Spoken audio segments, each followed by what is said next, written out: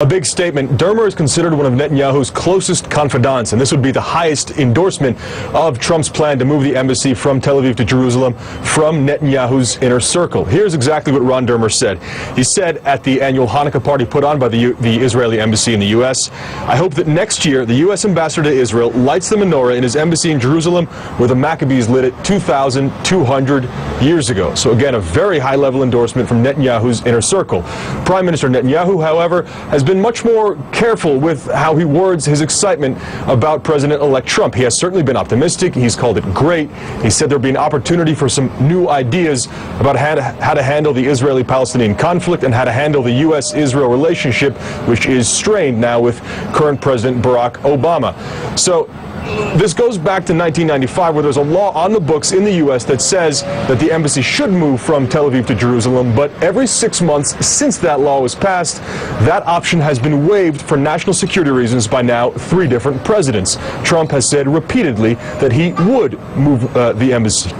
Meanwhile, Palestinians furious about the idea, the possibility of Trump moving the embassy, saying it would violate international law and that they would consider revoking the recognition of the State of Israel. So PLO Secretary General saying they would also cancel agreements between the Palestinians and Israel. So a very harsh reaction to the possibility of moving the embassy coming from the Palestinians. John? Yeah, it'd be controversial, but it was a campaign promise for the president-elect, so we will see very quickly if he follows through with that. Oren Lieberman, thanks so much. All right, this morning, with violence flaring across the globe and new fears of terror attacks and new questions about whether he received the classified daily briefing on these attacks. We do understand President-elect is getting one today. What is the President-elect doing, though, this morning? He's trash-talking Hillary Clinton's campaign. Donald Trump wrote this morning, campaigning to win the Electoral College is much more difficult and sophisticated than the popular vote. Hillary Clinton focused on the wrong states! Exclamation point. Now, Hillary Clinton won nearly 3 million more votes than Donald Trump, but that doesn't mean very much. She lost in the Electoral College, and for some Democrats, that is reason enough to question the Electoral College system. Fox News host Bill O'Reilly, though, thinks they have another motivation. The left in America is demanding that the Electoral College system, put into place in 1787, be scrapped. But there's a hidden reason for this. Talking Points believes this is all about race. The left sees white privilege in America as an oppressive force that must be done away with. Therefore, white working-class voters must be marginalized. Summing up, left wants power taken away from the white establishment. They want a profound change in the way America is run.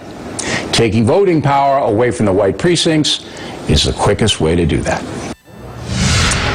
With me now, CNN political commentator and Spectrum News political anchor Errol Lewis, former U.S. Navy SEAL and a Donald Trump supporter Carl Higbee, and Democratic strategist Daniel McLaughlin. Errol, there are really 2 issues here. There's what Bill O'Reilly said, so we can do some media analysis here, and then there's also what President-elect Trump is saying about the Electoral College this morning, instead of focusing maybe on some other issues. Let's just take Bill O'Reilly quickly here. He says it's all about race. Are questions about the Electoral College system at this point all about race? No, of course not. Although the Electoral College has its ignominious origins in the slavery system in which it was born. So that's just a historical fact. That's just the historical reality. That is part of the discussion about why people have said, well, maybe it's time to take another look at it. The more pressing issue, of course, is that we've never had to deal with this before, but we're increasingly seeing a growing gap between the popular vote and the Electoral College outcome.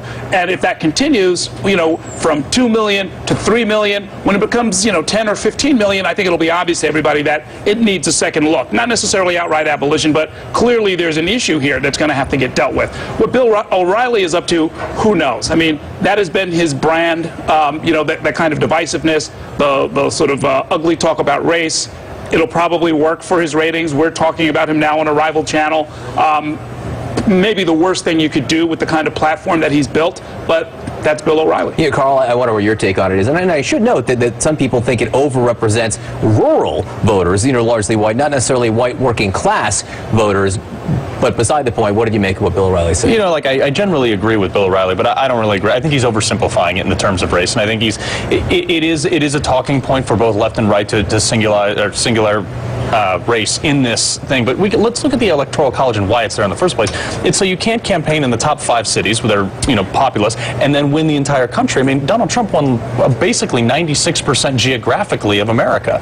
So and typically minorities are harbored most in the inner cities. So the issue is he's making the point that white working class are trying to be marginalized by doing away with the Electoral College system, which would marginalize a large geographical area of the country. But I think he's oversimplifying it for that segment. Just to be clear, Errol's right. Historically speaking, the Electoral College was founded really based on a couple of things. One was to make sure, in some cases, that slaveholding states did have as much representation as the northern states, which did not hold slaves. The other issue, which ironically now, was that Alexander Hamilton and others wanted this body to be a buffer. But you used to have to own land, too, to vote. Well, and then slaves, counted as 3/5. I mean, there's a lot of used to's here that historically doesn't apply and should not apply anymore. Danielle, do you think at this point, you're a Democrat, do you think the Electoral College should go away? Well, it's not functioning as it was designed to function. And one thing we can see with the most recent election is the Electoral College was meant to be a break on the sort of uneducated, unknowing populace, which is the way the founders intended it. Of course, what we have today with information technology, with the internet, we are more informed. We have a sort of robust media. And so the idea that there are these electors on high that are going to make determinations about a president that regular folks can't make, I think doesn't make any sense anymore. So that's, I think, another reason to think about getting rid of it. Whether we can or not, and whether this becomes yet another partisan issue, which I suspect that it will, is another question altogether. But Errol might have right. It might just be a ratings issue that he's going on right now. Let's talk about what the president-elect was doing this morning, because I was surprised to see him bring this up. I don't think he was bringing it up because Bill O'Reilly brought it up last night. I'm not sure why President-elect Trump decided to Monday morning quarterback an election he won. Right? I mean, you don't often look back, and argue over the finer points of an election which you won. The only thing I could think of, Errol, was maybe he wanted people talking about that rather than some of these stories that have come out over the last 24 hours about his sons maybe trying to, grant access or sell access to a charity, for a fundraising. Well, that's exactly right. When the conflict of interest questions get a little bit too hot, all of a sudden, what he'll do is take his Twitter and reprogram the reporting of news channels, including this one, frankly, and have us talk about something else. So there's that. There's also this, nagging question about whether or not he bothered to get any briefings, national security briefings, as the world is literally going up in flames, depending on the corner of the globe that you're looking at. So yes, it's a tool of distraction. It seems to work pretty reliably for him, and he'll do it as long as it works. So let's not be distracted. Let's talk attacks around the world that concerns us all. They wouldn't tell us whether he was receiving the briefing from the intelligence service. They did say he was talking to his national security team. Today we do learn that he is getting the classified daily briefing. Is that a good move in your opinion? Oh, absolutely. And the issue is, he's getting them today, but he doesn't get them every day. Look, I've sat through these briefings while I was in the military. But can I just interrupt you quickly? The issue in this particular case isn't every day. It was, why not get one yesterday? Why not get one in the wake of these attacks, which are so alarming, and there is new information which one would think would need to be learned? Right, but you keep in mind that members of his staff did attend briefings yesterday and attend them every day, like General Mike Flynn, and they inform him based on certain things that he may need to know. Now, going back to what I was saying, I've sat in these briefings every single day when I was in Iraq and places like that, and oftentimes for 3 weeks you'd have the exact same intel brief from the exact same PowerPoints. So there's no need, if there's new information, I'm sure General Flynn is going to come up and say, hey, Mr. Trump, you got to attend to this, and he will immediately attend to it. But for him to sit there every day in monotony, again, and Danielle, I'll let you jump in here. It's not the everyday. In this case, that's an issue here. It's the now. Yeah. It's the in the wake of these attacks, and it's the idea of not having a buffer. As qualified as Lieutenant General Michael Flynn, retired general, might be, why play a game of telephone? Why not get the intelligence directly from the source? I agree. I think there's three things going on here. One is optics. We have, and it's sort of related to number two, Donald Trump is the least qualified candidate and now, president-elect that we've had in the history of this country. He has not been in politics. That's your opinion as a Democrat. I would say, and I will clarify, I mean in terms of we've either had generals who have served in the military or we've had folks who've been in politics. So I'm not saying he's not qualified within business and other things. So I want to make that very clear. Well, I actually just said that it did. But anyway, as it relates to foreign policy, he doesn't have really an experience. So I think from an optics perspective and from foreign policy? And a substantive perspective, I think that's really important.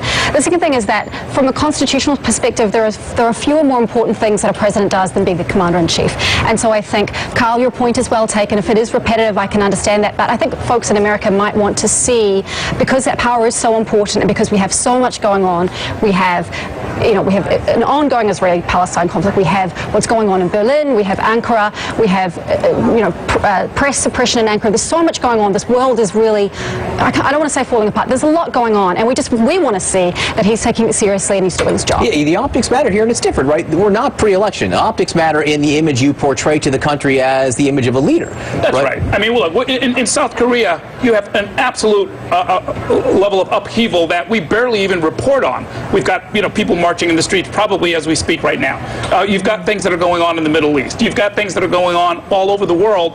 And we know from bitter history that it was at a briefing that a prior president was told that there's this thing called Al-Qaeda out there that's planning to strike the United States. It didn't stand out enough. It wasn't handled properly. We know that other presidents, like President Obama, take the same 10 minutes that they got maybe the day before and then have an hour-long conversation about what it means and how to tweak the policy.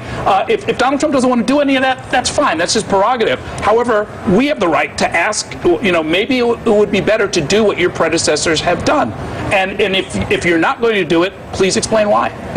Carl, last word. Yeah, well, the other thing, too, is I want to point out that Obama, in his first term, only attended less than half of the intel briefings, probably because he saw the same reasons, the repetitiveness. But also, we have somebody, you're calling Donald Trump not qualified or the least qualified. President Obama served, half a Senate term and had no foreign policy experience. So I would argue